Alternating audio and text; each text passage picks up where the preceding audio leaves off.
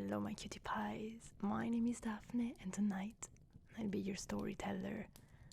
This is my little cozy corner, a quiet place to slow down, breathe, and let your mind sink into fairy tale calm. Stay with me for a little while, where my voice meets your imagination and every story becomes a journey. Welcome to Daphne's Tales. So, you came back. Somehow I knew you would. Once the sea gets into you, it doesn't really let go. Tonight we follow Sindbad again, further from shore, deeper into the unknown. So, dim the lights, slow your breath, and leave the waking world at the door. The second voyage. I designed after my first voyage to spend the rest of my days at Baghdad, as I had the honor to tell you yesterday. But it was not long ere I grew weary of an indolent life. My inclination to trade revived. I bought goods proper for the commerce I intended, and put to sea a second time with merchants of known property. We embarked on board a good ship, and after recommending ourselves to God, set sail. We traded from island to island and exchanged commodities with great profit. One day we landed in an island covered with several sorts of fruit trees, but we could see neither man nor animal. We went to a lake, a little fresh air in the meadows, along the streams that watered them, whilst some diverted themselves with gathering flowers and other fruits. I took my wine and provisions and sat down near a stream betwixt two high trees, which formed a thick shade. I made a good meal and afterwards fell asleep. I cannot tell how long I slept, but when I awoke, the ship was gone. I was much alarmed at finding the ship gone. I got up and looked around me, but could not see one of the merchants who landed with me. I perceived the ship under sail, but at such a distance that I lost sight of her in a short time. I leave you to guess at my melancholy reflections in this sad condition. I was ready to die with grief. I cried out in agony, beat my head and breast, and threw myself upon the ground, where I lay some time in despair, one afflicting thought being succeeded by another still more afflicting. I upbraided myself 100 times for not being content with the produce of my first voyage that might have sufficed me all my life. But all this was in vain, and my repentance too late. At last I resigned myself to the will of God. Not knowing what to do, I climbed up to the top of a lofty tree, from whence I looked about on all sides to see if I could discover anything that could give me hopes. When I gazed towards the sea, I could see nothing but sky and water, but looking over the land I beheld something white. And coming down, I took what provision I had left and went towards it, the distance being so great that I could not distinguish what it was.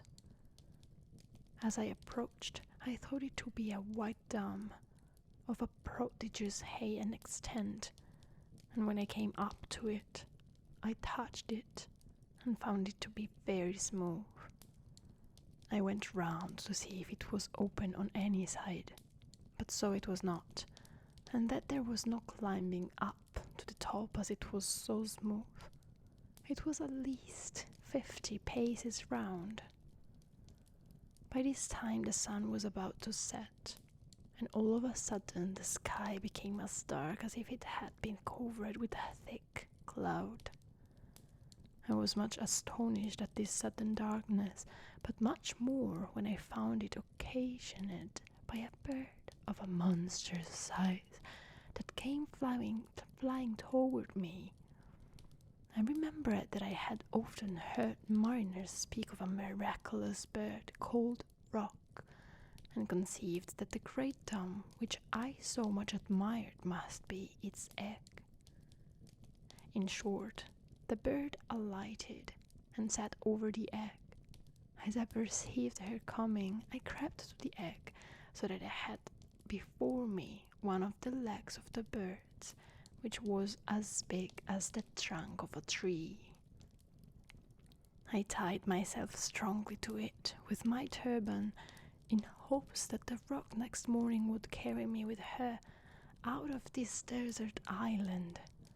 After having passed the night in this condition, the bird flew away as soon as it was the daylight, and carried me so high that I could not discern the earth. She afterwards descended with so much rapidity that I lost my senses, but when I found myself on the ground, I speedily untied the knot, and had scarcely done so when the Rock, having taken up a serpent of a monstrous length in her bill, flew away. The spot where it left me was encompassed on all sides by mountains that seemed to reach above the clouds, and so steep that there was no possibility of getting out of the valley. This was a new perplexity, so that when I compared this place with the desert island from which the Rock had brought me, I found that I had gained nothing by the change. As I walked through this valley, I perceived it was strewed with diamonds, some of which were of a surprising bigness. I took pleasure in looking upon them, but shortly saw at a distance such objects as greatly diminished my satisfaction, and which I could not view without terror, namely, a great number of serpents, so monstrous that the least of them was capable of swallowing an elephant. They retired in the daytime to their dens, where they hid themselves from the Rock their enemy, and came out only in the night.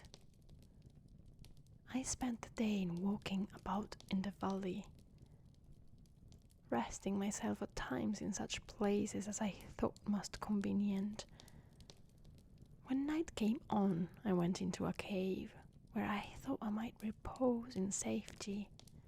I secured the entrance, which was low and narrow, with a great stone to preserve me from the serpents, but not so far as to exclude the light. I supped on part of my provisions, but the serpents, which began hissing round me, put me into such extreme fear that you may easily imagine I did not sleep. When day appeared, the serpents retired, and I came out of the cave trembling. I can justly say that I walked upon diamonds without feeling any inclination to touch them. At last I sat down, and notwithstanding my apprehensions, not having closed my eyes during the night, fell asleep, after having eaten a little more of my provision.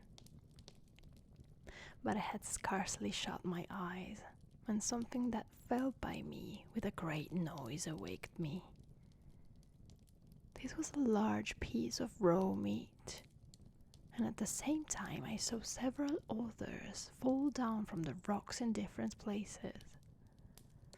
I had always regarded as fabulous what I had heard of sailors and others relate of the Valley of Diamonds, and of the stratagems employed by merchants to obtain jewels from thence.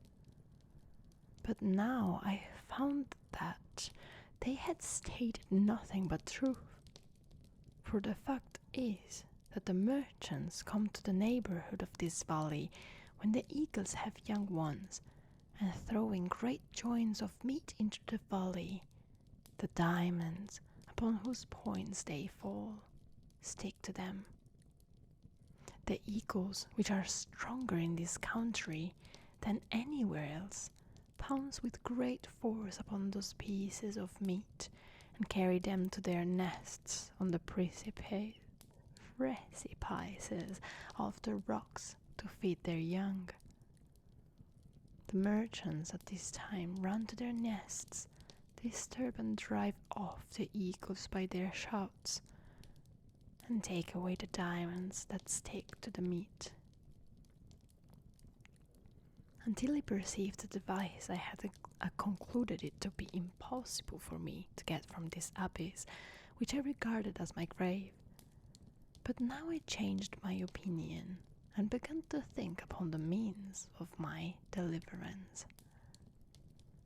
I began to collect together the largest diamonds I could find and put them into the leather bag in which I used to carry my provisions. I afterwards took the largest of the pieces of meat, tied it close round me with the cloth of my turban, and then laid myself upon the ground with my face downward, the bag of diamonds being made fast to my girdle. I had scarcely placed myself in this posture when the eagles came. Each of them seized a piece of meat, and one of the strongest, having taken me up with the piece of meat to which I was fastened, carried me to his nest on the top of the mountain. The merchants immediately began their shouting to frighten the eagles, and when they had obliged them to quit their prey, one of them came to the nest where I was. He was much alarmed when he saw me, but recovering himself, instead of inquiring how I came thither, began to quarrel with me, and asked why I stole his goods.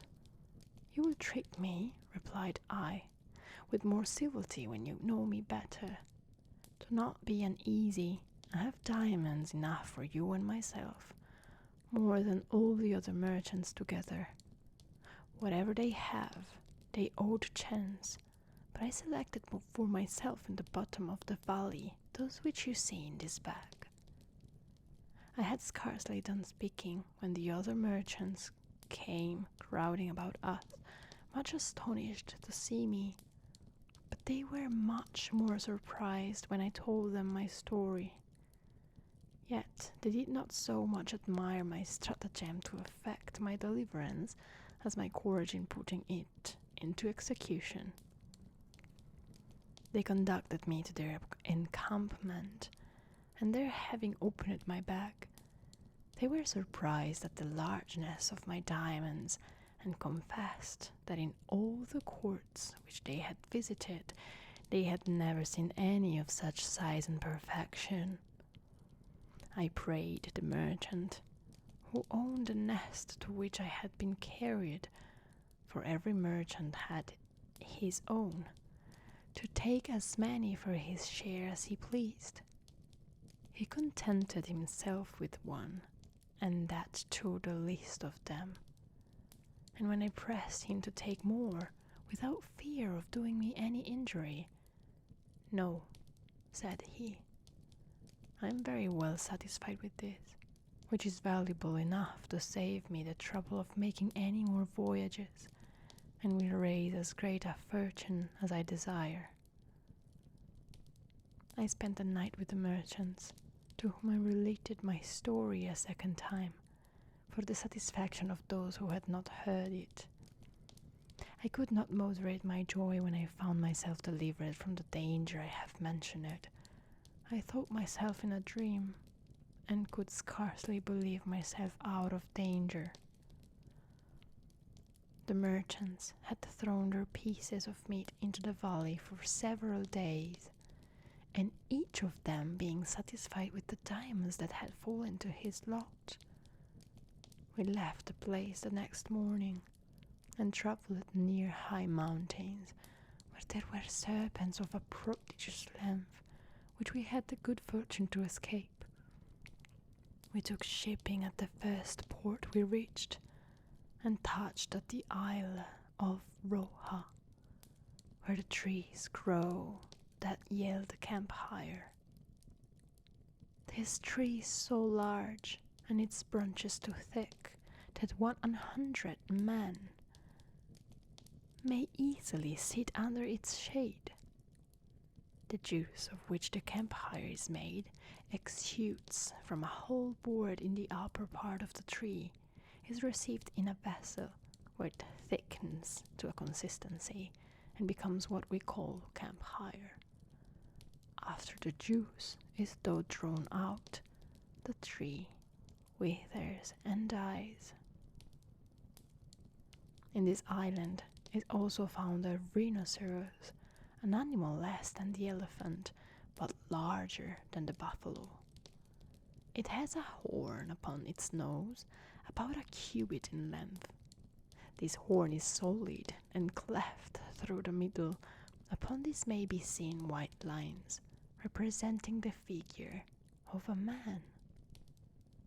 The rhinoceros fights with the elephants, runs his horns into his belly, and carries him off upon his head, but the blood and the fat of the elephant running into his eyes and making him blind, he falls to the ground.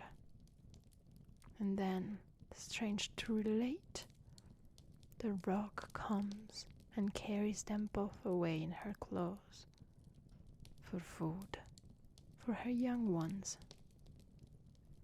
I pass over many other things peculiar to this island, lest I should be troublesome to you. Here I exchanged some of my diamonds for merchandise.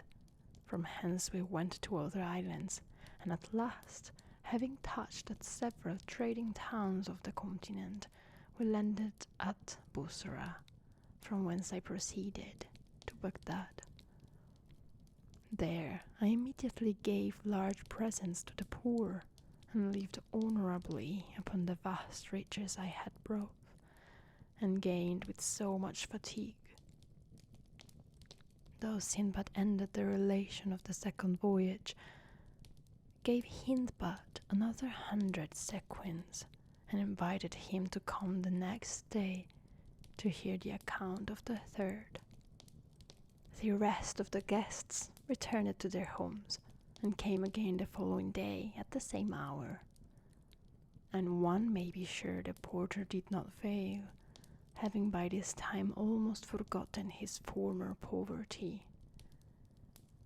When dinner was over, Sindbad demanded attention, and gave them an account of his third voyage, as follows.